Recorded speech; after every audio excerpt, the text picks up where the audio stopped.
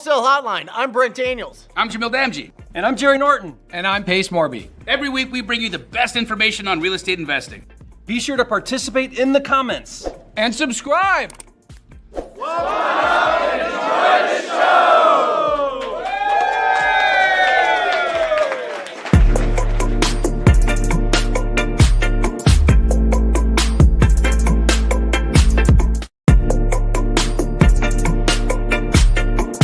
So thank you so much for calling Wholesale Hotline. That's it. Wow, that's great. All right. Welcome to Wholesale Hotline. Jerry Norton here. I think I'm the only one holding down the fort tonight. So get ready for an hour and a half of nonstop Jerry action. Maybe Jamil might join us in like 30, 40 minutes. He's trying to get off a plane, I think, and not sure where Pace is. Brent's got something going on. But guys, I just love this time of the week. This is one of the sacrifices I make in work during the evenings because it's 8 o'clock for me right now. But I just love hanging out with Pace, Jamil, Brent. I learned so much from them, and I love hanging out with you guys, and I love being able to talk wholesaling, love talking real estate, and love sharing. So thank you, everybody, for being here. We're going to have a great time. And when there's no one else here to dialogue with, I like to just really hammer out some Q&A, really go deep on as many topics as we can. So, guys, the floor is yours. If you've got questions, things you're working on, things you're stuck on, anything I can help you with, real estate related or not, I'm here, and I want to talk to you about it and see if I can give you some value, bring some help to you tonight. So put your questions in the chat, and I see some familiar faces. It's awesome to see Hugh Boy. So cool that you got to do a podcast today with Rob and Zach or whenever you did that in Arizona. But guys, yeah, I'm excited to be here with you. So let's jump into some Q&A. I don't have control, so I can't pull comments up onto the screen, but I can see them all. So I'm going to be trying to pay attention here in the chat, and would love to just spend a good hour and a half really hammering down on wholesaling real estate or whatever is on your mind. So let's get to it, guys. I saw a question here I thought would be great for the first one. Okay. Justin, is 150,000 population enough to begin wholesaling? So here's some rules I have around your market. And first of all, you want to get very clear about your market that you're going to transact in. One of the worst things that you can do is market hopping, I call it, where you jump markets or market jumping. You know, you start out in this market and then you give it a shot and then you're like, oh, I heard there's an easier market over here. And then you go to a different market, because wholesaling is very geography driven, geographical, meaning if we set up a wholesale operation and everything we do is going to be contingent upon that market, it's going to be driven to that market, from leads to buyers to building a presence in the market. And when you switch markets, it's almost like starting over from scratch. It's restarting an entire business.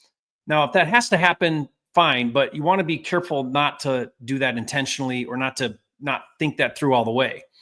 So some rules I have around choosing a market is you want to try to get to a big enough of a market to have enough opportunity. And I think that metro market needs to be about 500,000, ideally 1 million. And when I define a market, I mean where you can drive within the market in about 45 minutes. So if you take an area and you draw a circle around it and you can get to the farthest point of that circle in 45 minutes, that's your market. And you want to be close to a major metro market. So if you get out of 45 minutes, maybe an hour from a metro market, what's going to happen is you're going to very easily get good deals, but then you're going to struggle with buyers, because the buyers, for the most part, they stay in the metro markets. And then the further out you get, the less buyers you have. So you can get great deals, but then you're going to have a hard time on your exit.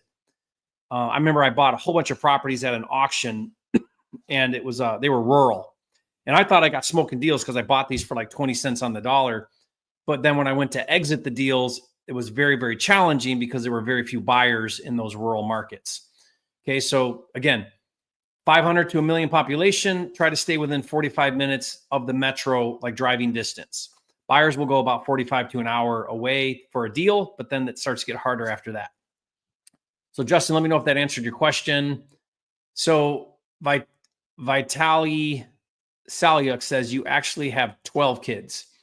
Well, I have 10. My wife and I have 10 kids that we birthed, and then we have 2 married children. So we have 2 daughter-in-laws. Our oldest 2 boys are married.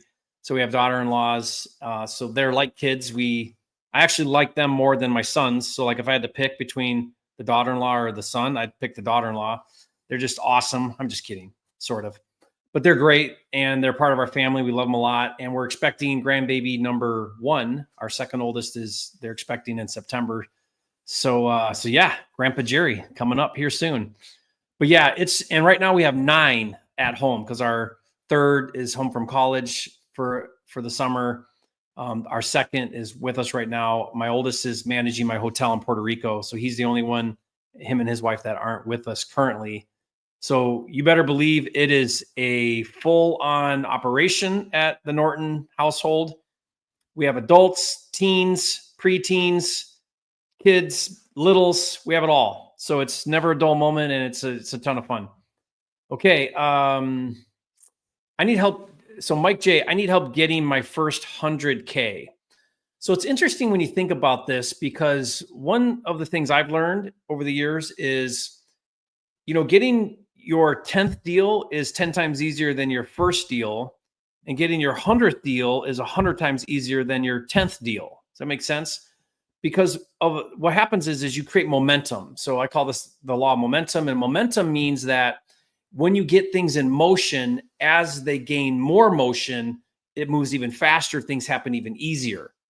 So, getting to that first 100,000 can feel like a challenge. Getting to 1 million is even easier. And I think getting to 10 million can happen even faster. When I say easier, not really easier, but faster. So going from 100,000 to 1 million is a lot faster than going from 0 to 100,000. So what does that mean? It just means you got to get the thing rolling, right? Like you're pushing up a hill, and it's like 1 step forward, 2 steps back a little bit, 2 steps forward, 1 step back. It's slow, but you hit the corner and you round the corner and you start going down, and it's like a snowball effect. So it just means you got to keep at it. You just got to keep working down that direction, keep climbing that hill. Make sure you've got a lasso of support, from the top down, pulling you up, good community, good mentors, good people around you. And I think you can get there. So if you're talking about your first 100K deal, or you're talking about making 100,000, breaking the 6-figure mark, there's a process to that, but it all starts with where you're at, and you work from where you're at, and you build on the next step, do the next step, build on the next step. And that's how you grow to 6 figures. And that's also how you grow to 7 figures. Okay. Cepho cash flow. How can I refinance out of a hard money loan with a bankruptcy on my credit? Well, conventional financing is probably going to have a problem with that, especially if it was anytime recently. If it's 8 years or whatever it is. I mean, if you guys know, put in the chat. But there's a time frame from when that bankruptcy happened to where it sort of doesn't affect you anymore. So if you're trying to do a traditional refinance or use traditional financing, they're probably going to have a problem with that refinance, where they're not going to want to do it because of that bankruptcy, which means now you have to go to the non-conventional. Non-conventional is not going to care so much about a bankruptcy. They're going to be more looking at the deal, less about you. Traditional financing, it's all about you and the deal, but mostly about you. Non-traditional financing, it's mostly about the deal and a little bit about you, right? So you have to qualify a lot less if it's unconventional. Private money, other types of DSCR loans that might look at that with that bankruptcy. So you just got to find the right lender. It's probably not going to be cheaper than conventional financing, but it'll help you get out of that hard money loan. Thanks for showing up, Jerry. You're a flipping genius. Thank you, Bray. You guys are awesome. I made it. Just got off a cold call. Can we go over it together? Jeremy B. So Jeremy, let me know about your cold call deal, what you're thinking there. One of the things that I like to do with my community is what I call deal reviews or call reviews. And if you record your call and it's good audio, good video, I want to see the video, not just the audio, then I review the call, I pause it, I talk about what you did and give constructive feedback. It's not as bad as it sounds. I don't beat on you. It's really good feedback so you can learn and get better. And that's how we all learn and get better. If you don't have someone to do that, I highly recommend you find somebody to do that. I recommend, guys, you record every single call you do, even if you're the only one that watches it. I learned so much watching myself because I'm looking at my demeanor, I'm looking at my mannerisms, I'm looking at my tonality. I'm re-listening to what the seller said. Did I feel like I was listening appropriately? Did I answer their question? Would I have said something differently? Like, I can coach myself through my own calls if I just record them and listen to them. But have somebody else listen to it. Record your call. Have someone else that maybe is that you network with, or somebody you like or trust, or you think they're good at phone sales, and have them listen to it and say, hey, give me feedback. What did you like? What did you not like? Valuable. I mean, you will grow so fast if you can get direct feedback on your calls. And that also goes along with role play. So I also am a big believer in role play. Role play your calls. Set up a scenario, or ask somebody to take on a certain scenario, or don't ask them and let them just kind of roll with it and see how you do when they have objections, or they get hung up on something, or they say something flustering or dumb or whatever. How do you handle through that? How do you manage through that? Okay. Brandon W. Tips or recommendations? Oh, wait a minute. I missed one. Kathina Campbell says, best way to wholesale a house that has a lot of land on it, over 5 acres. Well, I mean, if you're going to compare apples to apples, then you have land that has 5 acres or a house on 5 acres. You need to be looking at other comps that also have acreage. Maybe not exactly 5, but what I do is when I'm looking at a property that's on 5 acres is I'm going to set up filters, and I'm going to say, okay, what else is around here on 5 acres minimum? Or, okay, there's nothing else. I'm the only one in the neighborhood that's got 5 acres, or anywhere within a mile or two that's got 5 acres. What about 2 acres? What about 3 acres? I want to try to get as close to similar as my property. Now, buyers that look at 5 acres, they're going to be looking at a large area. So you can put in your filters a bigger market spread to look for other 5 acre lots. Because think about it. If a buyer goes to market and they're like, yeah, I'd like to get at least 5 acres, they're going to look at land all over the county probably to see if they can find something that fits 5 acres for them. So it doesn't mean necessarily that you can cross major roads or you can go to another town, but maybe you can. You just want to get your head around it. Like, what else is going on that's on acreage? This is the same with rural. When I look at rural, I'm going to look at a larger geography so that I can try to find similar comps, because I'm not going to have very many if I stay right within, half a mile or whatever necessarily. Okay. So think about comping. Comping is about, is it close in proximity, ideally the same neighborhood? Okay. If it's rural, you got to spread out a little bit, but you want to be proximity to your property. You want to be time frame, 6 months or less typically. And you want to be similar in features, similar square footage, similar year built, similar beds and baths. Nothing's perfect, but you want to be as close to similar as you can. So it's a bit of an art. We want to make it as much of a science, even though it's somewhat of an art to comp. Okay. So those are your 3 big factors: proximity, time frame, like how old are the comps, and what was it there? Oh, similar in features. Okay. Tips or recommendations for getting a job with a wholesale company, acquisition sales, looking to get into the industry, based in Denver. Brandon W., I think that's a great idea. Nothing's better than getting paid commissions to learn on the job for a wholesale operation. Go work for an operation, have them teach you their systems, as long as they're good. Have them teach you their systems, get practice, get paid to work there. Even if you start out as a lead manager and you're just fielding calls and setting appointments, anything. If you need to transition into self-employed or into business owner, the first step there is a commission-based sales position. That's the closest thing to self-employed with some parameters. So you got guardrails around you. You got someone paying for the leads. You got someone giving training and coaching, someone helping you to get off the ground, and it's still in a commission-based environment. So, you learn there, and then when you're ready, you can go out on your own.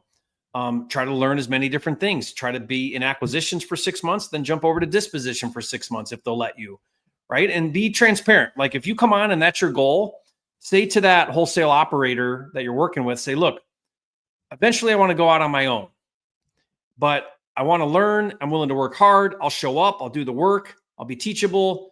But I'd like a commission-based position. Don't pay me hourly. That's what I would do. Don't pay me hourly. That's going to tell the wholesaler a lot about you if you say, don't pay me hourly. I want to earn my keep. I want to earn my pay. And they're going to set you up on a commission structure. And then now it's all on you, right? Because they're going to give you leads. Hopefully they're decent leads. And now you got to just prove yourself. But I think that's great, Brandon. I would definitely do that. In fact, in my fast track community, we have a lot of our students that will come on to my operations, and they'll do that capacity. They'll cold call. We'll let them set appointments, like lower level activities, just to get comfortable, get familiar on the phones, and then they can graduate into other things.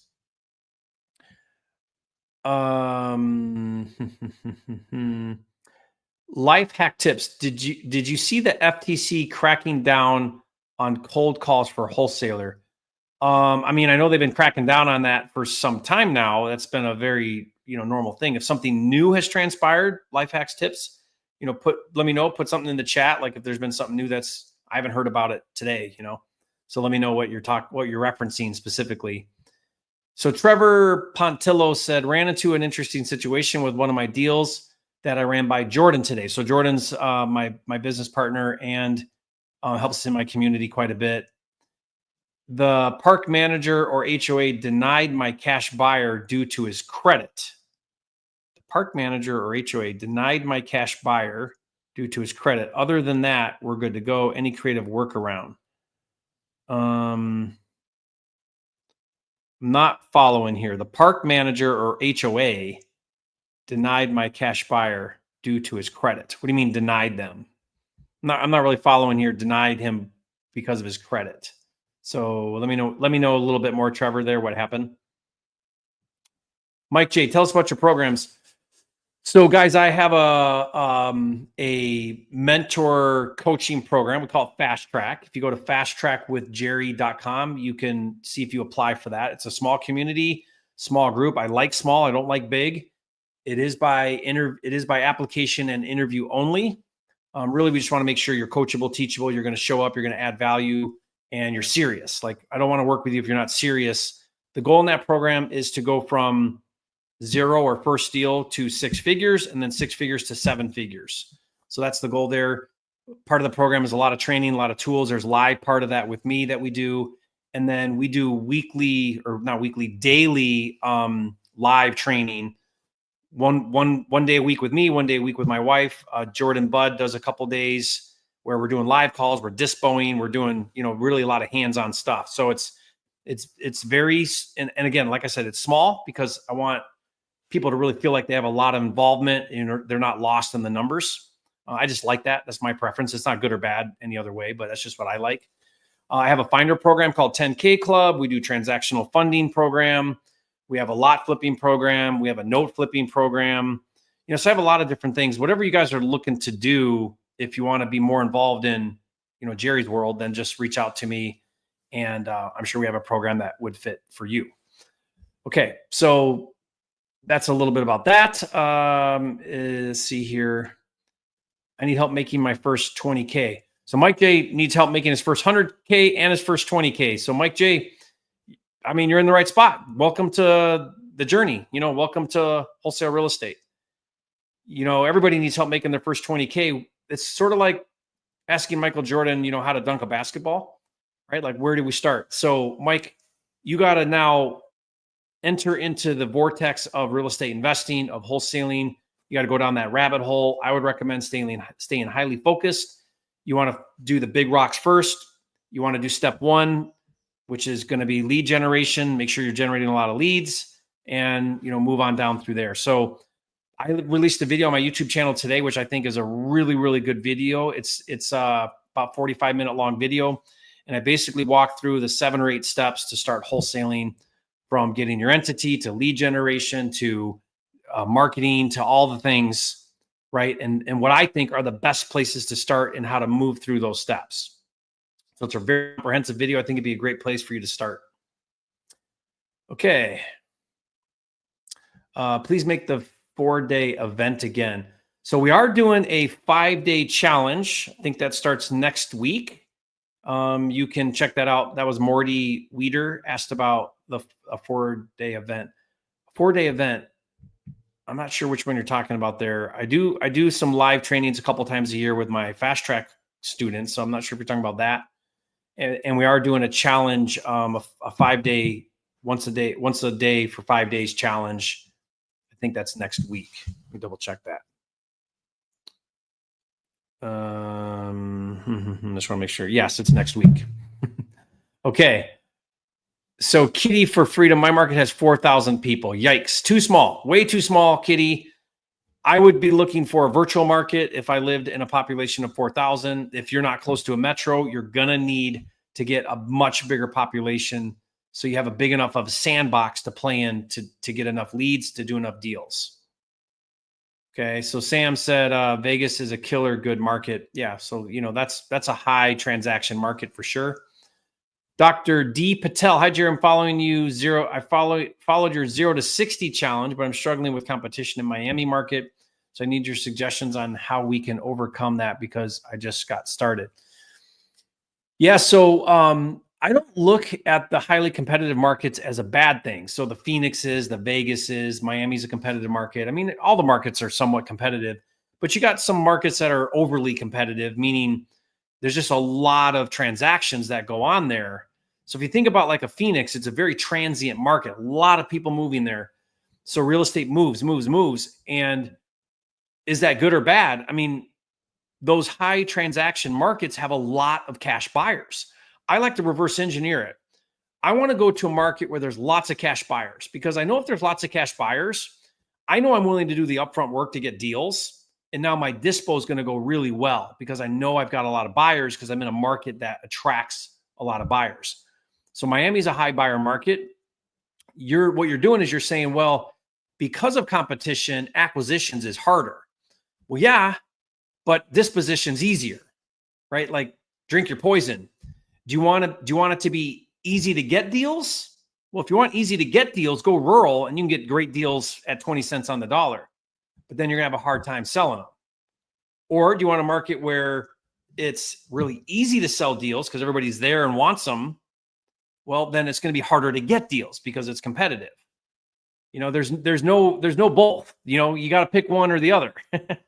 And I prefer a high buyer market, high transaction market, because I know that if I can get a good deal, I'm going to have an easy time selling it, and I'm going to have an easy time getting good numbers for it. Does that make sense, guys? Let me leave a comment and let me know if that makes sense to you. Okay. Hi, Jerry. I've been trying to use the link to get the scripts, but I never get the emails. I'm in the 10K club. Could that be a reason email doesn't go through? No, it's going to your spam or somewhere because it's all automated and it's going to you. You're just not seeing it. So double check your spam or junk folder. It probably went in there.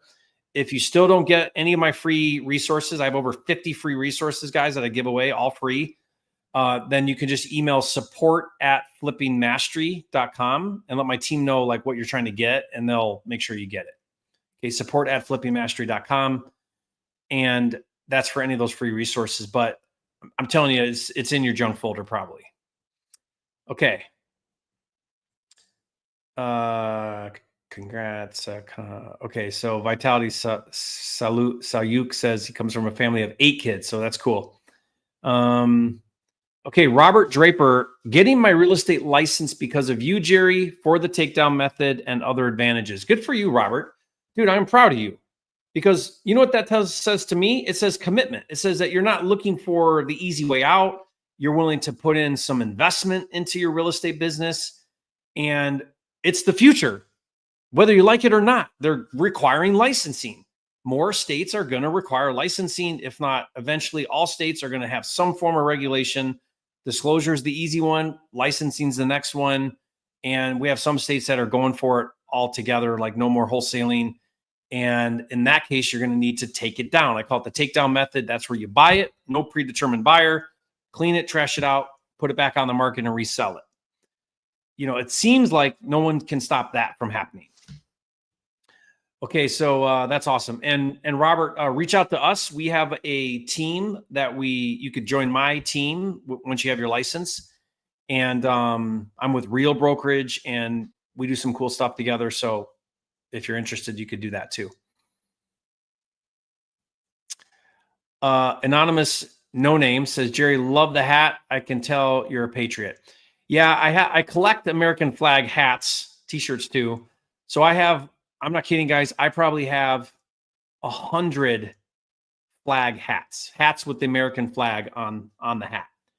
So if you ever see a good one, at a gas station or something, grab it for me. That's where I get all my best hats, at gas stations. Okay. Anyone here doing agent outreach in Las Vegas that I can reach out to? So love that, guys. Squat up in the comments, reach out. There's other people here that you want to network with that might be in your market doing stuff that you want to do stuff with. Yeah, this is Wholesale Hotline, guys, 269. Isn't that crazy? 5 years, over 5 years now. Okay, Cherie, love you. Okay, Cherie's awesome. What's the most overlooked money-making opportunity in the wholesaling space right now? The most overlooked money-making opportunity in the wholesaling space right now. I've been talking about this quite a bit, but I feel like when we look at making money in real estate, let's define that. It's all about how soon you want to make the money. Are you looking for cash as fast as you can? Are you looking at more of a long cycle of cash, coming back to you? I call this the speed of money. So let me back up a second here. There are 3 speeds of money. There's fast speed of money, there's medium speed of money, and there's slow speed of money. Fast speed is wholesaling. Medium speed is flipping. Slow speed would be anything passive. So rentals, lending, where it's a trickle effect and it's over time, right? It's not big swings. It's little checks, hopefully lots of them coming in. That's that slow passive speed of money. So in the beginning, this is my personal belief. It doesn't necessarily mean it's the only way or the right way. It's just what I believe wholeheartedly, is that in the beginning of your real estate career, you need to be heavily focused on fast speed money. Monthly, you want to be transacting monthly. You want to be bringing in large sums of money, and you want to do that as fast as you can. You want to get in and out of deals, make as much as you can for the least amount of time, energy, and effort. That's how you want to start the business. You cannot grow, you cannot scale, you cannot build a business if you don't have infusions of cash coming in the door. You got to pad that bank account, because unless there's money coming in, you can't invest in training, you can't invest in tools and systems, you can't bring on team, you can't build a model, you can't do marketing, you can't do anything. Your hands are tied. And so in the beginning, do you need $300 a month in cash flow, or do you need $30,000 a month in cash? You need $30,000 a month in cash, most people. The $300 a month, that's nice, but we're going to worry about that later. Right now, you have to transact. Once you transact, you get good at it, you get consistent at it, money's coming in. Now you can start to divert a little bit of your energy to some medium speed money. Maybe take on a flip. That's going to take you 6 months before you see the return. And you do a little bit of that. Highly focused still on the monthly transactional money, wholesaling. Introduce a little bit of medium speed money, flips. Maybe 1 out of 10 deals, you flip it. You take it, you buy it, you rehab it, you sell it, you go for the big swing. In time, maybe year 3 or 4 or 5, once you got things really dialed in, money's coming in again every month, then start thinking about, I think I want to start to hold on to a property, keep it as a rental, or maybe I'm going to reinvest my cash and I'm going to do a little bit of private money lending, because that's a little bit more on the passive side. So we're going to build smart how we do this. I know so many people, guys, that have 10 rental properties and they're broke and they got no money and their hands are tied. They can't do anything else. And they're out there looking for, some zero down creative deal to grow their business or portfolio, because they got no money. It's all tied up in 10 properties, but they got $1,000 in cash flow or whatever. It's not going to do it. You're not going to move the needle like you want to. Okay. Is that making sense, guys? Leave a comment and say, I get it, Jerry. Fast, medium, slow. It's all in order. It's all got the right place. Nothing's wrong with any of it. It's all timing. All of this is developmental and all of this is timing. And other people have different beliefs. I respect those different beliefs. You're going to hear different things from Even the other hosts of this channel might have different ideas. This is just what I believe. I believe you graduate into long-term investing. In the beginning, you've got to create cash. Okay, let's see here. Sorry, I got out of order here. Just want to make sure I'm hitting these up. Oh, Sheree, I don't know that I actually answered your question. So what's the most overlooked money-making opportunity in wholesaling space right now? I mean, this idea of taking down the property, it sort of forced my hand to move in that direction because of regulation. And so I see that as happening more and more and becoming the future of our industry, is where you actually have to buy the dang thing and then sell it. So I've already strategically started moving in that direction. And what I found was we tend to make a lot more money doing that. We tend to make 2 to 4 times as much if I do a takedown and buy it and with no buyer, trash it out, resell it. So I feel like that's sort of like a sleepy strategy that not a lot of people are onto yet. And so that's, I think, probably one wholesale strategy that is very powerful. You've got to get the funding. We're piloting a program right now where we do 100% funding. There are some qualifications to get the 100%, but if that's something you guys are interested in, you have a deal, it needs to be at 70% minimum of the as-is value. There's a few other things we look at, but we will lend 100% of the money to buy that deal. Now it's got to be like 90-day turn, right? Like you got to buy it, get it right back on the market, sell it quick, price it right, sell it quick for that to work well. But that's the strategy. Okay. Let me see where I was.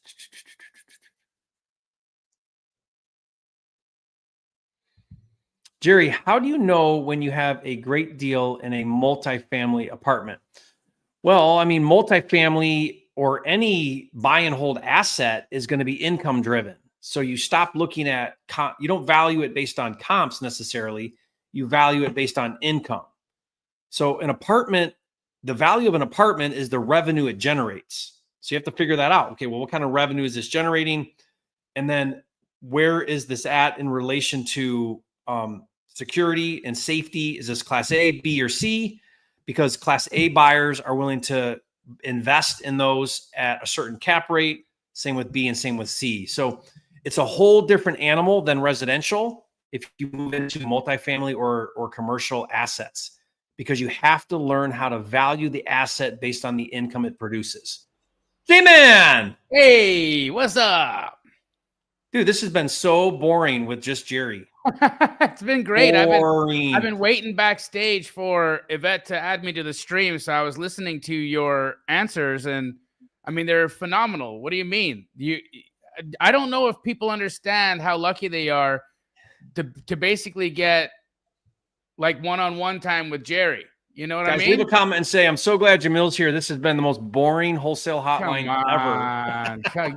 Get out of here. How you doing, bro? Good to see you. Good. Are you in Tennessee right now? Yeah. Yeah. What a lucky guy.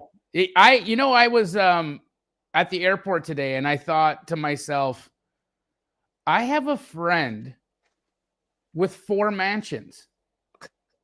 Too many. I need to consolidate. I'm not exaggerating here. He has 4 mansions. And I don't say this because I'm like gloating for him or anything like that. Jerry's not an opulent, like flashy guy.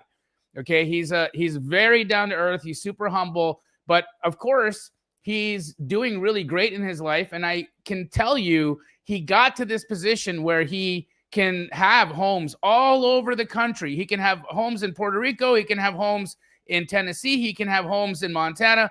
And the reason why Jerry can do that is because he's actually living by the advice that he's giving you. He makes active income from his wholesale company, and that pays all the bills, that pays all the payments, that keeps the pipes going. It keeps, all the things are moving constantly because Jerry's always bringing home an assignment fee here, an assignment fee there, an assignment fee here. And so that adds up. And then you add to that his fix and flips, which he doesn't do little baby fix and flips the way I do. He's doing multi-million-dollar fix and flips. And so when he gets one of those deals closed, he's getting an injection into his bank of $1 million or, somewhere around there. And then he's got his passive income. Jerry, just for my own understanding, how much of your business is passive? And just to clarify, Jamil, too, when you say passive, I don't generate a lot of passive income through rentals, through real estate. So mainly lending And software. So I've got some. Okay. I got two softwares, but yeah. So he's got tech passive income, which is phenomenal, right? Why I love tech is because, you know, like a house, right? It's going to spit out monthly income, but unlike a house, he can sell that tech at 8 to 10 times his earnings per year, right? And so he can't do that on a house. You can do that on a software. Now, he is also getting money from lending. And why is that? Great, because he's incredibly secure. He makes just as much money as sometimes the investor makes on the deal, but he doesn't have to do all the heavy lifting. And if the investor F's up, well, then Jerry gets a house at a really good deal because he's not going to fund a deal that he doesn't like, right? And so I'm doubling down on what you said, Jerry, in really like thinking about where our bread is buttered, right? We got to pay attention to these things, which is why having a great active income business, that's the foundation, guys. You don't start building your house with the windows. You start building your house with the foundation, and that's active income, active income, active income. Yeah, I call that the mother goose, you know, or the mother ship. It's the goose that lays the golden eggs. It's the mother ship, and you protect the mother ship at all costs. Correct. Right? Because like you said, the active income is what keeps the lights on. It's what pays the bills. It's what provides the lifestyle. But the other revenue streams, the medium speed, which is flips, and the passive stuff, that's what builds wealth. So, but I think, Jamil, and tell me if you agree with this, I think a lot of people get this all screwed up. And what they get screwed up is they're just a little out of order with things. Sometimes, like I look at you, you're building right now a strong co-living portfolio. Yes. It's a thing you believe strongly in right now. You're doing a lot of education around it. It's awesome. You believe strongly it's the future of housing because things are so unaffordable, and there's going to be massive demand for that strategy, and the cash flow is insane. Like, you really believe in that. But guys, don't misunderstand when you see Jamil talking about co-living. The wholesale revenue he generates is still paying the bills. Correct. And I've been in the business over 20 years, bro, before I started getting into rentals. Right. That's what people maybe miss that I think is important to show. Or, you know, right now we're talking about it. So guys, now what I don't want people to say, well, what do you mean? It's not good to get a rental here no, that's not what we're saying. We're saying you got to have the whole picture. You've got to look at it all from add a rental, right? Because one of the mistakes I made was I've been paying massive amounts of money to the IRS every year. That's why Jerry Don left to Puerto Rico, because he had a tax strategy by going to Puerto Rico. That's how he mitigated his taxes. How does Pace mitigate his taxes? He owns a boatload of real estate. I didn't do that, right? And so a good mix is what the balance, guys. When you're just too heavy active income like me and you don't have a tax strategy, you end up working half of your life for the IRS, which is not fun, right? And so you've got to be measured. You've got to do this with like a thought process. I got to get some active income deals. I got to get some wholesaling done, you know, bring in 10 grand, 20 grand, 30 grand, whatever that looks like. Now I feel a little bit comfortable. I got a good Subto house over here with a low entry fee. Okay, let's do it. But maybe I keep that one. Yep. Yeah, but if you got 40 grand in the bank and you got a wholesale, you got a creative deal right now that's going to cost you 40 grand to get into, it might not be the move right now to do it. It might be the move to wholesale that. Jamil, I got a story of a student that I was coaching, and he did a flip, and he made 100 grand on the flip. And then he ran out and he used that 100 grand as his down payment and bought a rental. And so I said, okay, now what? He's like, well, I'm getting $1,000 a month on my rental, which was great. But he's like, but I got no money. I'm broke again, you know? And I'm like, dude, you know what you could have done with that $100,000 if you would have reinvested it back into flipping and you bought, you know, that was your down payment to do 3 more flips. And now those 3 flips made another $100,000. Like you could have rolled forward a lot faster than that one rental and you got no money now, right? He's broke because he spent all the money on the rental. That's kind of what we're talking about, guys. Like, and that was one of his first deals. So he's not like he's got flips coming in on a regular basis. And that's what you and I teach at a high level is how do I create a business that's wholesaling and flipping that I can implement very certain processes and systems. I can build a team around this model. I can step out and be a little bit in the owner's box. Now I can sort of look at everything from a 30,000 foot down perspective. And I've got some breathing room. I can cherry pick now this great deal over here because we got revenue coming in over here. This one we're going to keep. That one we're going to flip. It's all now strategy. Your job should be a strategist. You should be orchestrating all your real estate. And you can't do that unless you're learning how to transact first. That's that. I mean, there's nothing to add to that. That is the game, guys. That is the game. And figure that out.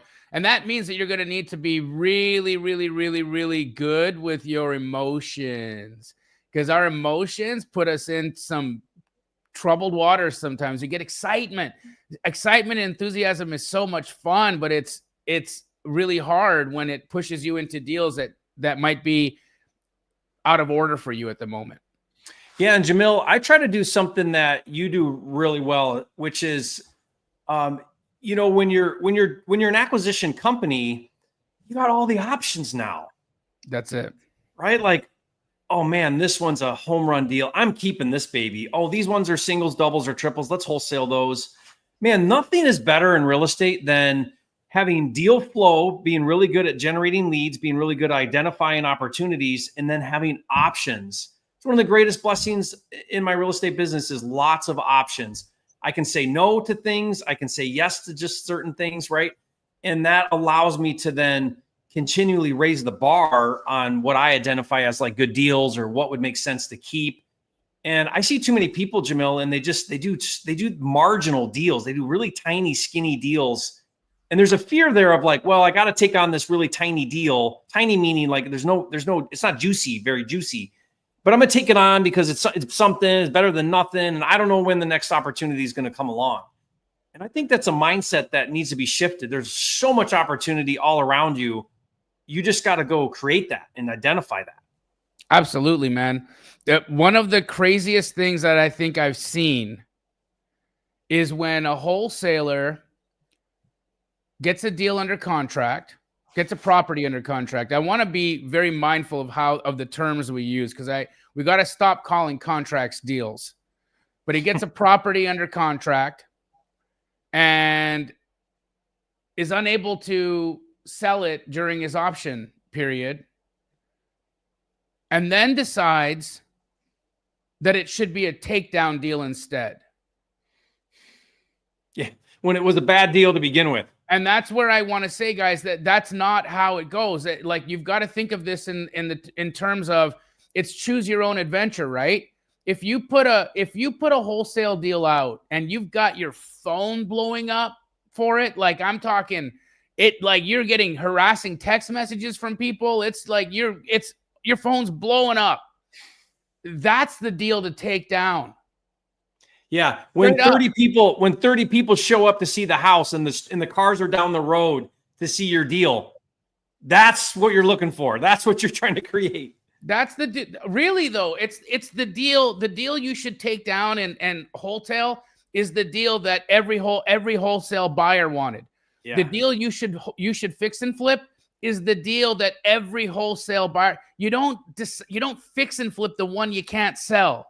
You don't take down the one you can't sell, guys. That's not how it works. And I think that's the problem that we're having, is that you sell the ones you sell, which is great, but then the ones you don't sell, you're like, well, what do I do with it? Well, on those instances, friends, You either have to go and renegotiate, or you got to see where you got it wrong, or see what the buyer saw that you didn't see. Why did so many people pass on it, right? What was the problem? And go find out what that problem is, and then go to address that problem with your seller or the agent. Get that property under contract at the price that it should be at. Then reconsider a takedown or a fix and flip, or then at that point try to wholesale it and get your fee. But your buyer's list is giving you the temperature of your deal. If Direct the buyers feedback. are hot for your deal's hot. If the buyers are lukewarm for your deal, the deal is lukewarm. If buyers are cold, you ain't got a deal, homeboy, you got a property. Or if you're trying to overly sell your deal, like I had a deal, Jamil, where I start outbounding dispo, right? So I'm reaching out, I put it out there, not really much going on. Now I start outbounding buyers, and I'm finding myself like pitching the buyer as to why it's a deal. That's the worst way to wholesale ever. Like, it's just all the fun's gone. Yep. You want them chasing you for that deal. Absolutely. 1,000% want them chasing you for that. There's a question here, Jamil. Ben Bauer asked about, taking down on market. So stuff listed. Guys, that's not really going to work because it's already on the market. So the market's seen it. The only exception to that might be where you're getting it at such a significant discount off of the list price that when it goes back on the market, the new price is still way below the old price, and it's going to still grab a lot of attention, right? But this is a good indicator that it may not be that great of a deal. If it's listed for, $199.9 and you get the deal for $180, what are you going to do? List it back at $199? Like, it's just not, the market didn't buy it before. Why is it going to buy it now? I agree. There better be some compelling reason why the market's going to want it now. Yep. Whereas off market, it's a little different. You're getting it direct to seller. The market hasn't seen it yet. So when you bring that on market, now it's brand new inventory that everybody gets excited about. That's it. Yep. It's psychology, guys. What Jerry's giving you right now is a peek into the mind of a buyer who buys a ton of houses, right? You guys got to understand, Jerry also buys deals. I buy deals from wholesalers all the time. And there's just something to it, right? Like I will vet a deal with deeper eyes if it's off market, for sure.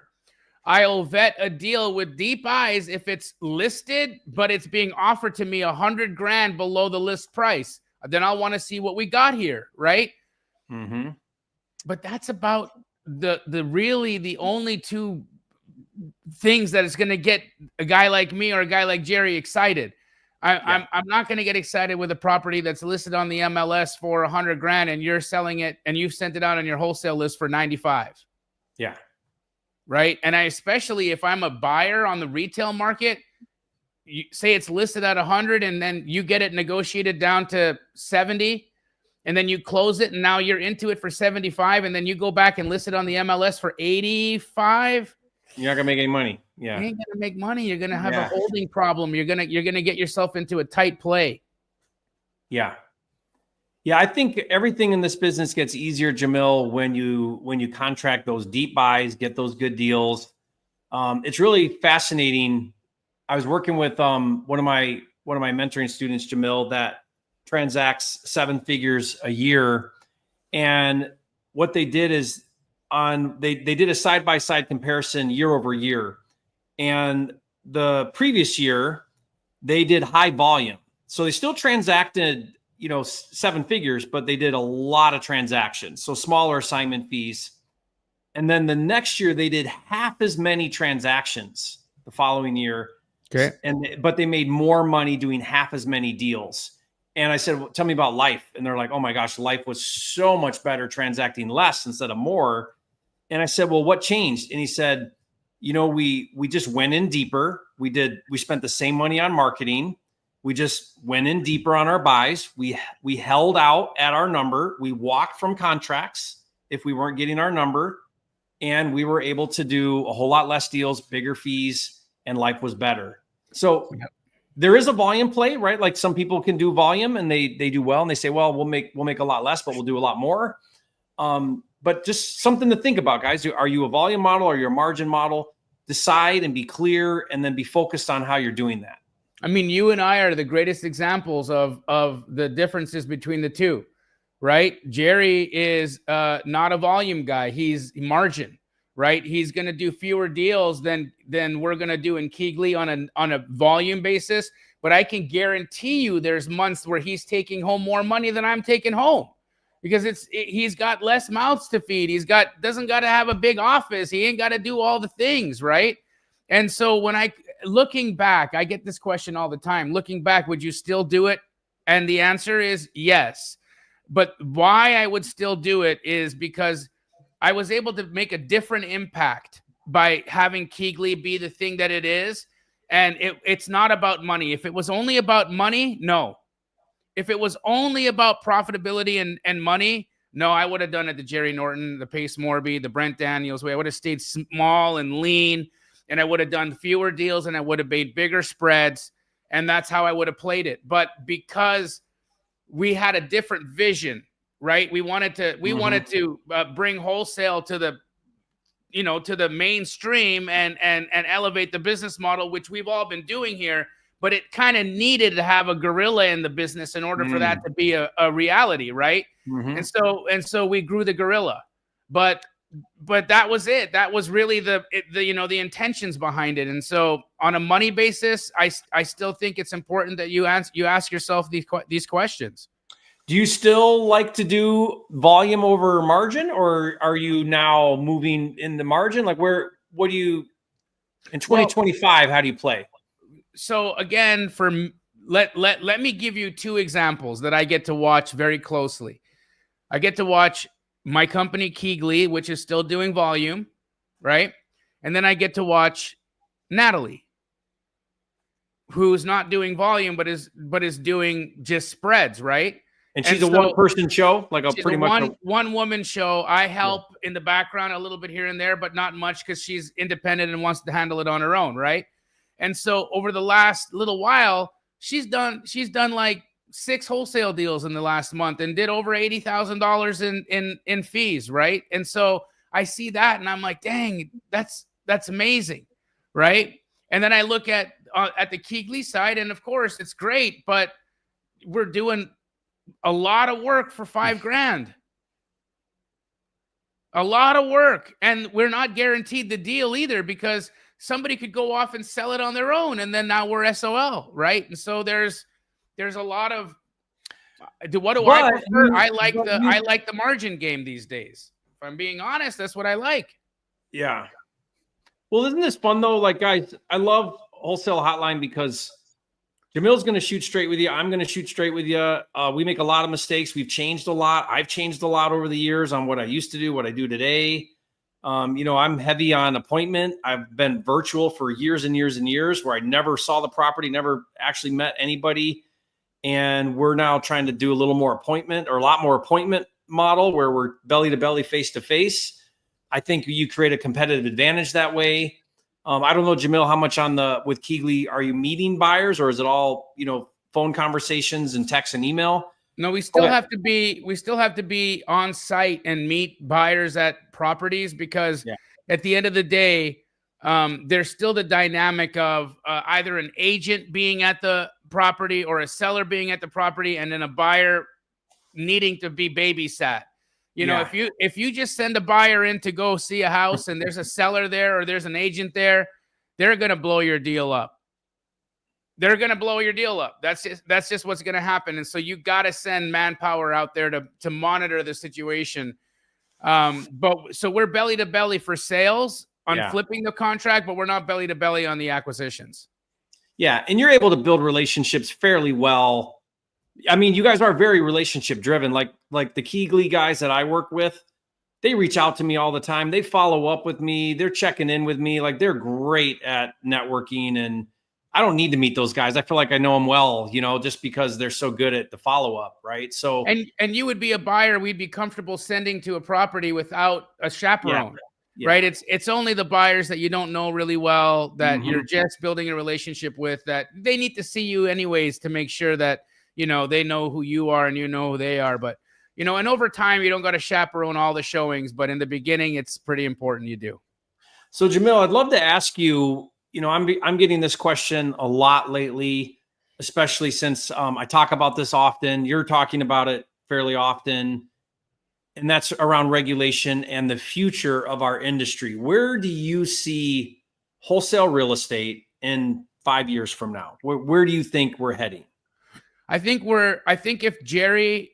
if what we are wanting to do happens fast enough, which it looks like we're moving and shaking right now, right? We've been spending money, we've been having meetings, time. It's been resources of ours that have been going on in the background here to put this thing together. If we're successful, Jerry, if we're successful in creating a National Wholesalers Association, which would be the NWA, by the way, just wanted to put that out there as I was thinking of, wait, hold on a second. What does that stand for? So if we were to create NWA, I think that the business of wholesaling will not be fragmented. I don't think wholesaling is going to disappear and completely be wiped off the face of America, in one fell swoop. No, I think without an association, I think wholesaling becomes very fragmented, meaning every state is going to have its own little rules, its own little ecosystem, and virtual wholesaling will be a thing of the past. I think you will absolutely have to have disclosures. You're going to have to share information with your sellers, share information with your buyers. Everybody's going to need to know what's going on in the transaction at a bare minimum. And I also believe that there's a high likelihood that we will have more states than not requiring a real estate license to transact. Mm-hmm. I don't think it's going anywhere. I don't think it's going to be banned. But I do believe that the few who have taken the measures to ban it, I mean, they've done what they've done already. The others have kind of already given their opinion, and they don't love it, but they're not going to kill it. They're just going to make it difficult, which is fine. I do think that because this fragmented business model, or this fragmented version of wholesaling, which is what this is evolving into, is likely a reality, we're just going to see a lot more capital needed to do this business model. I think there's going to be a lot more private loans that are going to be needed to close deals. I think transactional funding will be as important to the business model as hard money loans. I think the assignments are likely in the next 5 years to be a thing of the past. I think things like that are going to change for sure. Yeah, I think just to add to that, Jamil, I think wholesale real estate is going to move away from this very low commitment, low risk, low involvement model to some skin in the game. You're going to have to commit to the business a whole lot more. Maybe that means you got to go get a real estate license and go through the pre-licensing class, and you got to spend the money to pass the test and maintain a license. Maybe it's you got to make sure you've got the right contracts, the right disclosures. It may mean that you've got to get some capital behind you, and you're working with some private money or some other people that have the capital, and you're partnering with them. Like, you're going to have to get more involved in the business. And I think the zero risk, zero commitment model is going to go away. I mean, there's people right now, Jamil, that come in droves into our industry, and they don't want to put any earnest money down. They don't want to they don't want to spend any money on marketing. They don't want to set up an LLC. They just want to go somehow. They just want to make a bunch of money without putting anything in. And I think we're going to be moving away from that. I think it's going to become more of a higher commitment, a bigger barrier to entry than what we're used to or what we've seen. And that's not a problem, Jerry. I think the problem is we got popular. Yeah. The business model got popular for good reasons. it will change your life. But something that is so powerful that can make the kind of money that it makes, that can change your life, should be treated with respect. Yeah. And there should be a sacrifice. There should be a sacrifice. You can't do this without any training. You can't do this without learning the ropes. And I know someone's going to send me a message and say, you just want people to buy your course. No, that's not what this is about. This will end up costing you and I and the others thousands of dollars. Absolutely. You guys, it's a nonprofit. We don't see a dime of the money. It all goes, you know what I mean? Like, how is this even costs? Everything. It is not. Look, guys, just our administrator has a salary of 20 grand. Just our administrator. That we all had to pony up money to do this. We all had to pony up money for the registrations. We're going to be ponying money up and up. And as we built out the model, we realized that there's probably no chance of this thing even breaking even. So what does that and Jamil, that's just to operate the dang thing.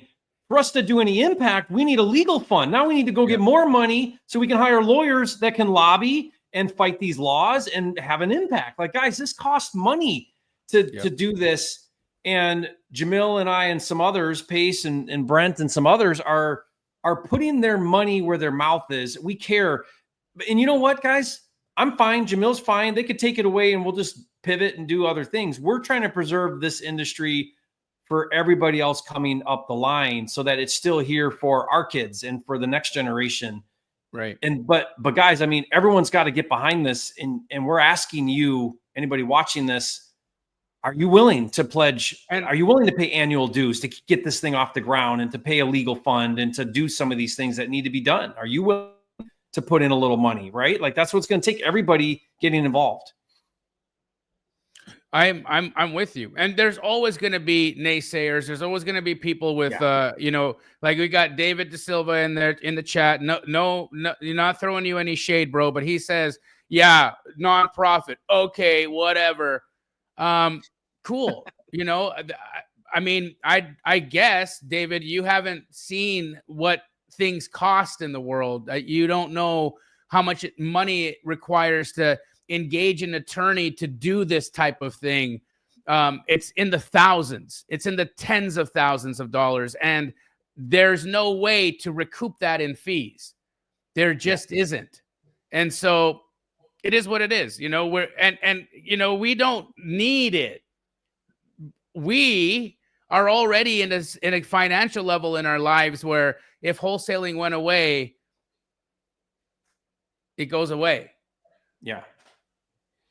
Yeah, but I would think, guys, if you're coming in for the long game, if you want to be here and make a difference and you want to be prepared, I think a good entrepreneur, Jamil, they're always one step ahead of what's coming down in the economy, regulations, one thing, interest rates, whatever's going to happen. You and I are always trying to see the future and forecast, and everybody here should be doing that too. Forecasting, okay, well, what's the direction we're heading, and how do I make sure that I'm in alignment? I would say, guys, that you've got to really nail down your disclosure. You got to really, I would go ahead and preemptively get a real estate license, even if your state isn't requiring it. Why not? I monetize having a license in so many different ways. Absolutely. That'll get you ready. Like, just do the things. Start raising capital. Start talking to private money lenders. I would double close some deals, even if you don't need to, just to get the relationship with a transactional lender, just to get comfortable with the process, just to say I close deals, right? I would do some takedowns. I would start to move in that direction where it's still under the umbrella of flipping, but it's not just the assignment. If you're relying just on the assignment, you're a one-trick pony and you're already at risk because you don't have very many options. You got one play in your playbook and you want to have a few plays in your playbook, right? So how do you start doing that? Do you run for the hills? Do you leave the industry because there's some friction? I mean, a lot of people are, Jamil. They're going to leave the industry because there's some friction, and they should go because they're not committed. No, that's, look, let's take a looky-loo, right? And I think a looky-loo, it's cool. But if you're not really willing to put in the time, if you're not really willing to to get involved and be a true investor, like a true investor, somebody that has stakes in the game, somebody that is putting time into the model, someone who's learning, then you shouldn't really be in the business. I think in that case, then there's way cooler things to watch on the internet than us. Just saying. But don't be afraid. Don't be scared. Like it's just one more thing to learn, one more thing to do. It's exciting. Like, all of this is evolving. Everything evolves. You don't think AI and technology is going to completely turn us all on our heads in a year from now, 2 years from now? It's probably already like embrace it, dude. Everybody needs to embrace it. Embrace the change. Get active.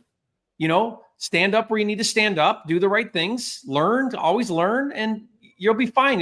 You'll pivot with the changes and keep going. That's it. Yeah. I love, I like what David's saying here. He says, no way, I'm already a real estate agent and, I pay fees to NAR and look at what they've done for me.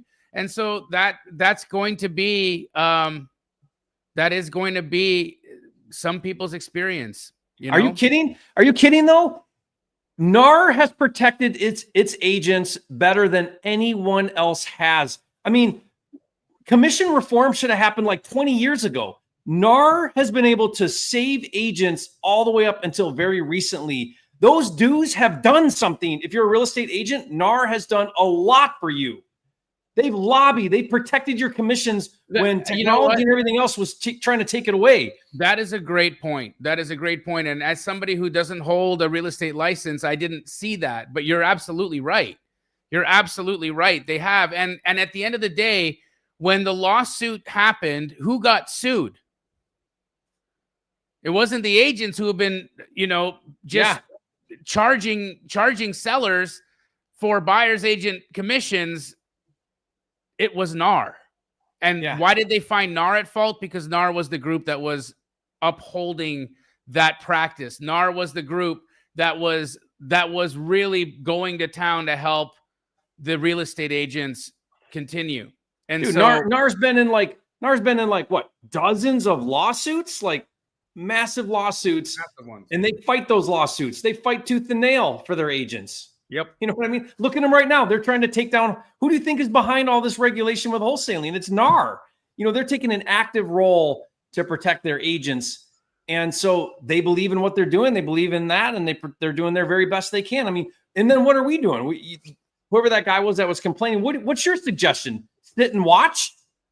All right, then you sit and watch while Jamil and I and everybody else goes to work to do something. Maybe it works, maybe it doesn't, but somebody's going to try. We did something. At least we tried, at least I can wake up and say I tried to fix the problem. Amen. Okay. Ooh, those are fun conversations. they get watch. It was interesting for me to watch the comments on your Instagram reel where you talked about the AZ association we're working on. And, I felt like it was an overwhelming positive response. Absolutely. But there was 10% in there that had the negative comments about it. Yep.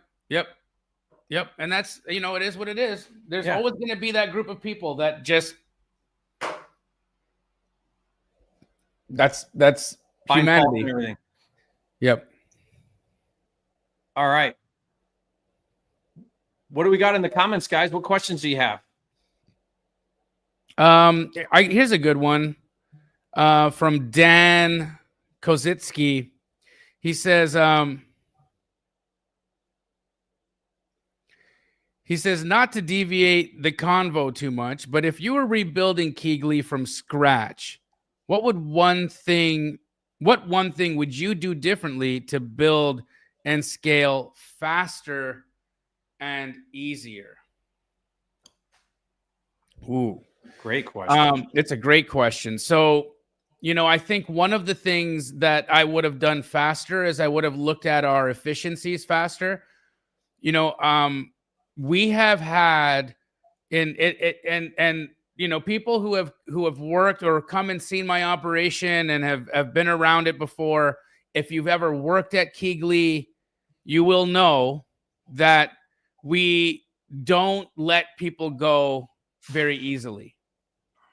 We hang on to talent sometimes for way too long. When that individual has stopped performing or that individual is not doing what they were hired to do.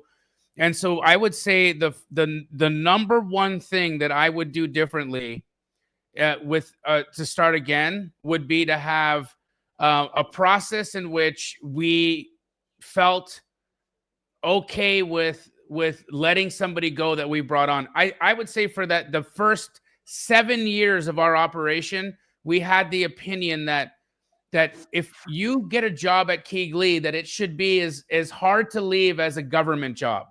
And you know what that did? Unfortunately for us, Jerry, is it demotivated people to perform.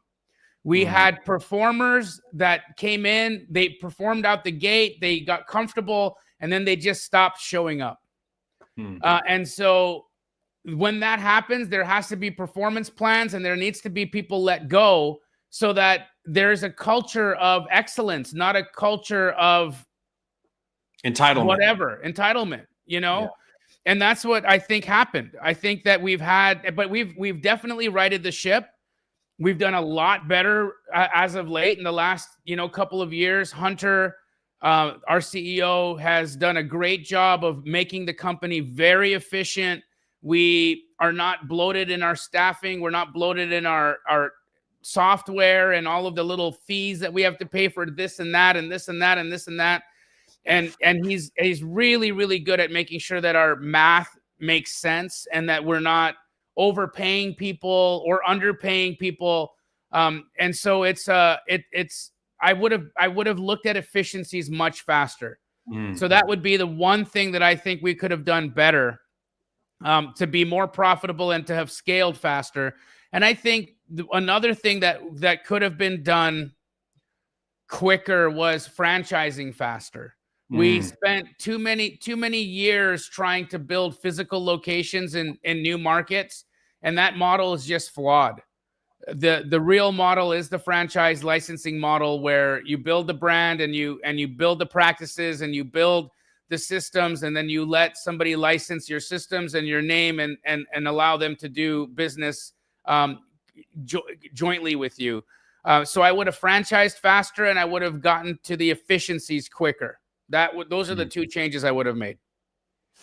Yeah. Do you feel like, Jamil, in the beginning, it was sort of like the gut check hire, like you feel it feels good, so you're hired, versus like going through personality profiling and proficiency testing and, making sure that you got the right person in the right seat. All of that is absolutely. We did that like way too late. Slow to hire, fast to fire, more. We were opposite, because I don't know if you remember this. Most of the people that we hired came from our places of worship. And that was just how Keegley started, right? Like it was everybody came from our churches. Yeah. And so, I think about that. Right. And it's really tough. It's really hard to fire somebody that you got to see every Sunday. Yeah. It just is. So true. So it caused some problems. It just did. It caused some problems. And I think we should have been doing personality tests faster.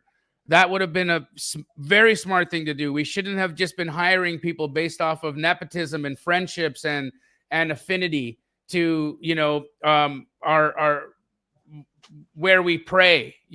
We should have had more of a meritocracy. And that didn't evolve until later on. It is now. It's very much that now. But it didn't start that way. It started, friends, and it started with a lot of that, and that just became hard, and we wasted millions. We burnt millions on entitlement. That's a great lesson, guys, for everybody listening. A really great lesson. Jamil, I've got a question here. William Davis, is starting off as a bird dog a good idea or a bad idea? I think starting off as a bird dog is a great A great idea. Same with the commission position on a wholesale operation, right? We had that question earlier.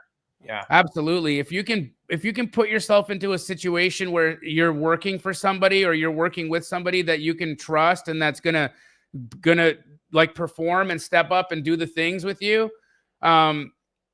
Yes, all the way. Yes. Because look, if you're bird dogging for a buyer, like let's just say, again, I'm going to use Jerry, for example, you're bird dogging for Jerry. Okay. You send Jerry an address. Jerry sends you a buy price. You go and negotiate it and you get this thing done.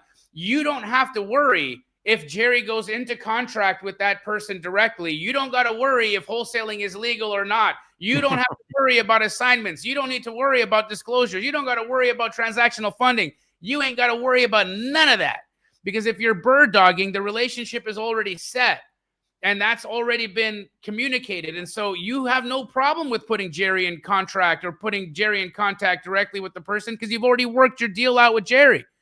And so I think in the beginning, it is absolutely to your advantage to bird dog, because that it gives you it and it gives you the opportunity to build a strong relationship with your buyer. Guy, I don't know if you know this, Jerry, but when I first started in Arizona, I was bird dogging for John May. Mm-hmm. Right? I didn't know that. That's that's the reason why Pace reached out to me about him, because he was like, I said his name. We've always said not to say his name. Voldemort. Pace reached out to me about Voldemort and said, "Hey, I know you had known this guy. Tell me what you can about him." And so I did bird dog for this guy in the beginning for a while. And did I get treated the best? No. But was I making $5,000 a deal? Yes. And did that put me on my feet and give me a great start? You better believe it. And do I regret ever bird dogging for Voldemort? No. I wouldn't have been where I am today if I didn't do those deals, if I didn't have that war chest built up. There's no chance I would have become this guy if I hadn't done those bird dog deals in the beginning. Yeah, I answered very similar earlier, Jamil, before you came on, with joining a wholesale operation in like a sales commission position. Same sort of idea. If it's a great operation and they're doing things well, they're going to provide you leads. They're going to provide you training. You're going to get to be on the job. You're going to get constant feedback. And I would move around and try to go from acquisition to disposition, learn all the areas of the business. I would be transparent with that wholesaler. Like, hey, my goal is to go out on my own one day, but I'd love to give it my all here for a while. Like, what a great way to have an environment that's going to allow you to learn and grow without all the risk until you're ready. Yep. But someone's asking, how do they become a bird dog? So how would somebody, I'll give my answer on how somebody could approach me to bird dog for me. And what are the things that I would be looking for? And what are the things I wouldn't be looking for? But let's start with you, Jerry. How does somebody approach you to bird dog for you? And what are things that would be green flags and what are things that would be red flags? Well, so first of all, we have a bird dog program because I have so many people reaching out to do that you actually have to be in that program if you want to be able to do that. Once you do, it's a very organized program. There's training, there's proof of funds, there's contracts, there's things you need, there's tools and software, and there's also a deal portal. You have to follow all the rules. You got to upload it into the thing. You got to be able to check all the boxes. We're not going to look at it if it's not under contract, things like that. And then we have a buy box sheet, that we update if anything changes. This is exactly the kinds of deals I'm looking for. There's minimum on prices. I'm not gonna buy to fix and flip a $50,000 house in Detroit, like downtown Detroit or something like that, right? There's requirements on how extensive the rehab is, things like that. And every buyer is going to have their own nuance to what they like, they don't like. Mine's not overly restrictive, but there are some things there that you'll want to learn. And your buyers change over time. Like my buy box today is different than it was 5 or 10 years ago or whatever. Jamil's has probably evolved in time. And if you're working with buyers, they're going to evolve in time. So you want to stay close to that. But what's great about me is it's like, here's what I want. Go find it. As long as it checks all the boxes, I'll buy it. I'll pay you. So then you can sort of, you go at this business now from an angle of, I don't got to worry about dispo. I don't got to worry about a buyer. I don't got to worry about, like you said, Jamil, funding or any of these other things. I can just go to work and find a good deal. And I found that a lot of people really like that because it's like hyper focus on one thing. Don't worry about everything else. I got a buyer ready to go. And so that when Jamil says bird dog, that's what he means by that is have a buyer or a few buyers or whatever that you understand what they're looking for. You know all their criteria. And now you're going to go to work to find something that matches what they're looking for. And there's some technicality here. You can contract it and bring it to them. That's not technically bird dogging, but you're going to bring that lead to them and then they're going to pick it up from there and run with it. And they're going to pay you a fee. Yes. Yep. Any red flags that somebody would exhibit that would make you shy away from letting them bird dog for you, Jerry? I don't like daisy chains. I want just because it's not that you can't it's just, 9 out of 10 are just drama and problems. And I just feel like we waste so much time. So we require that if you're bringing me a deal that you're direct on the contract. It's not somebody else's contract. Yep. I'm all about what's great about me, Jamil, is I'll buy on market. I have no problem on market. I love on market. It's got a pencil. Don't bring me something that doesn't pencil, but that's same with off market. It's got a pencil, right? But a lot of people like that about me because, you have buyers in the market that just for whatever reason don't like on market and I do. So that's great. I really try to discourage people from like the heavy gut projects because what happens is Jamil, is people bring me a deal and they're like, here's this deal. The numbers work because the rehab is 75. And I'm like, the rehab's 150. It's not 75. This thing's, needs everything top to bottom. I got to blow out walls. I got to, rebuild this thing from the ground up practically. And so a lot of times those heavy, big projects, people are just way off on the realistic numbers. I think too, guys, like one way that you can have a higher chance of getting deals through is stay like post, 1960, the pre-1960s, man, those are the same thing. They're like, you got to rewire the house. They got foundational problems. Like, yeah, there's a lot. And so you bring me something in Kansas City that was built in 1900 and is 2,000 square feet. Dude, I got to factor in $100,000 to do that thing, because just know it's going to be, So because you're going to have unlevel floors, you're going to have all kinds of problems. You're going to uncover it all when you're in the middle of rehabbing it. Versus like a 1975 bricker, you know what I mean? Like it's easy to get your head around it. So your chances are going to increase that someone's going to want that deal. Yeah, those are a couple of things that are sticking out. But the two biggest reasons why people they overcontract, they get the ARV wrong and they get repairs wrong. Those are the two places that you can really just mess it up. Is you're off on your back end value and you're off on your repairs. I mean that's really the truth, right? You either contract it too high because you don't know how much it's going to cost and you don't know what it's going to be sold for after the fact because you got it wrong. All right. So for me, bird dogging for me, right? What are the things? I'm specifically in certain markets. So I'm not going to do deals outside of where I'm personally buying. I'm only personally buying right now in Phoenix, Arizona. So if you want a bird dog for this guy specifically, I'm buying in Phoenix, Arizona, and I'm only buying specific types of properties. I'm buying homes for my co-living portfolio, and that means that I'm looking on the west side of Phoenix and then the south side of Phoenix, and I want them to be between 1,300 and 2,000 square feet, and I ain't paying $1 more than $250 for the house. And so pretty specific. It's very specific. And so how has that helped me? Well, I've gotten people who have taken the order and they're starting to fill the order with me now. And I've done a handful of deals over the last 7 days that were exactly what I was asking for. Right. And so I love that because just like you, I will buy on market, just like you. I will buy other wholesalers' deals, so it doesn't necessarily need to be direct with me, which I understand, Jerry, why you're saying that. It's, for me, it's okay. As long as the math makes sense. If there's 6 wholesalers behind you, it's also fine with me. It just has to be at my pricing structure, and then I'm okay. red flags. If you send me a message that's this long,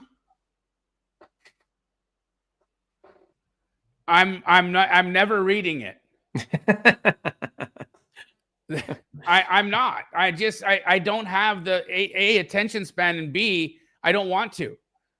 Right? I don't want to read that. And then that tells me that every time you message me, I'm going to get an essay.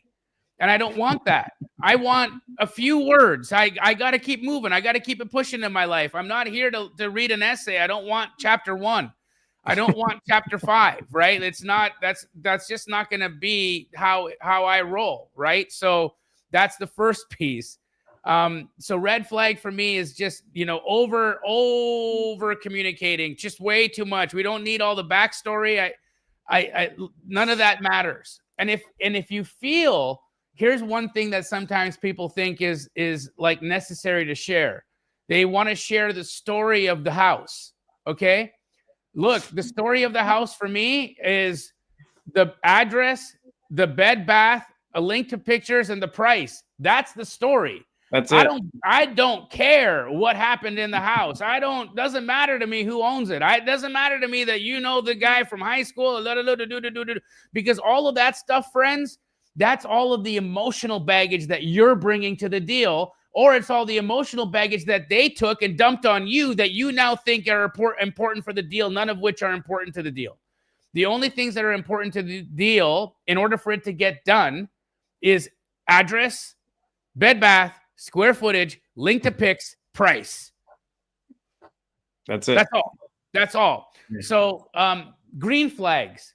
You just listen to what I said, and you only send me deals in Phoenix, and you don't send me chapter books for text messages or DM. Or send you stuff that's in Tucson or in somewhere you're like not in those areas. Yeah, now again, do I want to see wholesale deals in Arizona? Yes. Do they have to be only in South and West Phoenix? No, because I'm still a wholesaler here, and I'll do those deals. But I'm sharing my specific. If you just want to work with me now, of course you can work with my company. You can go to Keegley and work with reps there, and you can write them chapter books. That's okay. And if you want to share the story of the house with them, by all means, share away. But I just wanted to tell you how you become my friend. So Jamil, question here. We're almost out of time here, but this is great for you and I because you and I both do a lot of the agent model. Is Chris Icky, I-C-K-E, Jerry Jamil, Ike maybe. Ike, I like that. Ike. I like Ike better than Icky.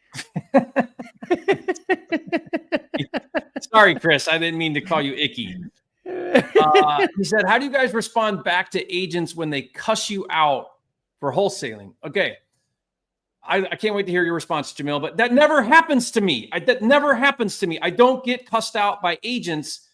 And so you got to ask yourself, why is an agent cussing you out? So something happened to where you miscommunicated or didn't communicate well enough, or you didn't hold yourself as an authority in the conversation. Something broke down where an agent feels they're compelled and they feel they have the right or whatever's going on, but they feel like they can cuss you out.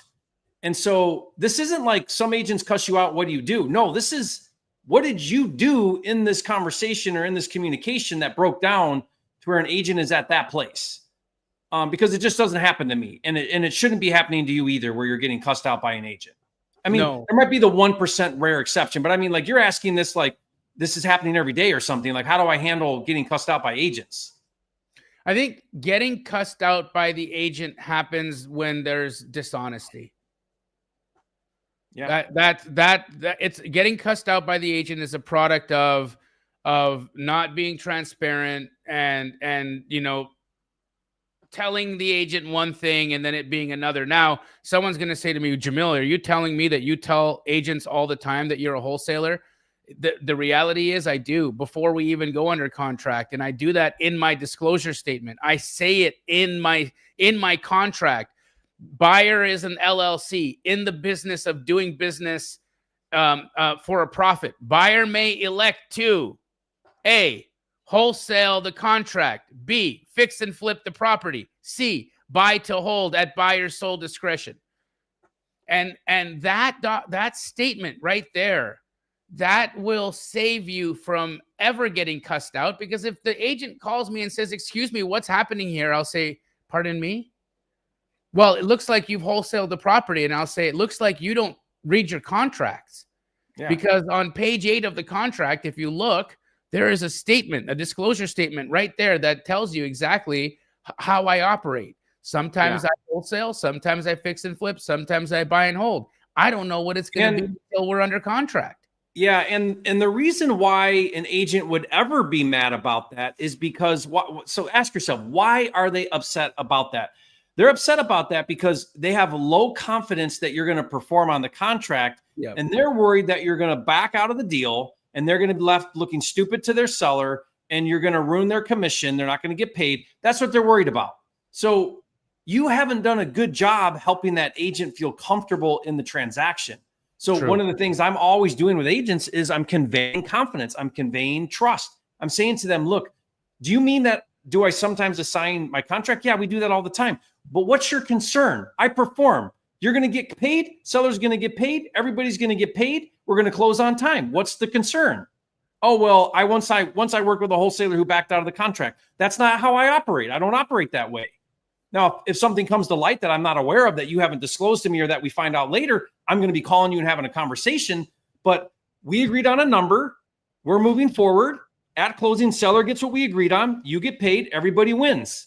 So like, I'm having that conversation all the time with agents. So they're never mad that they find out later you're wholesaling. That's only when you have a breakdown, or like Jamil said. Well, what Chris says right now. They see you on a Facebook. They see their property on a Facebook group and they're freaked out. Yeah. Yeah. Chris says that the agent said to him, wholesalers are thieves. Now, I've gotten a couple people on my Instagram saying things like that here and there. I get a couple of comments like that here and there on my YouTube channel as well. And so, those are communists. And so when an agent says to you, wholesalers are thieves, they'd be like, wow, so you think business, capitalism is thievery? Okay, cool. I didn't know that you work for the Communist Party, but now I understand. I'll be making a report to Trump's team about you in a moment. Yeah, I'll say, Jamil. Yeah, I once knew a real estate agent who was a real douchebag too. What's your point? I mean, there's stupid wholesalers. Are you telling me that you've never met a stupid agent? So are we doing business together, or what are we doing here? Because I'm not accusing you of being a bad agent. Are all agents bad? No. Are some agents bad? Yes. That's everything in life. Are there bad lawyers and good lawyers? Are there good doctors and bad doctors? What is your point, agent? That you once you met a wholesaler that was a bad wholesaler? I know those guys too, right? So again, guys, it's like, how are you conveying to an agent that you're the real deal? And are you the real deal? And can you stand behind what you do? And that's why I think that the transition, Jamil, that everyone's going to have to make is you better perform. Like, there's no leave with a seller, direct to seller, back out, seller moves on. Maybe you ruin their life. An agent, you screw an agent in an agent transaction. Not only did you kill that deal, that agent's talking to everybody else. You've missed out on future revenue. Like, you got to get the agent model right. You got to buy right, and you got to do things right with agents. There is no like, oops, I get a do-over with an agent. Yep. Yep.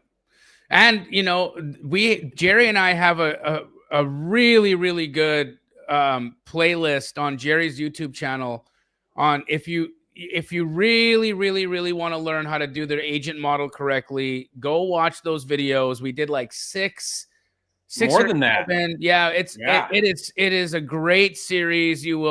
Jerry, we got to do more of that, by the way. Jamil, we left no rock unturned. We covered every single thing imaginable that could happen on market. We did live calls showing how to do it's one of my favorite series on the channel. It's really good. Absolutely. So go give that a watch, guys, if that's a model that you guys are after.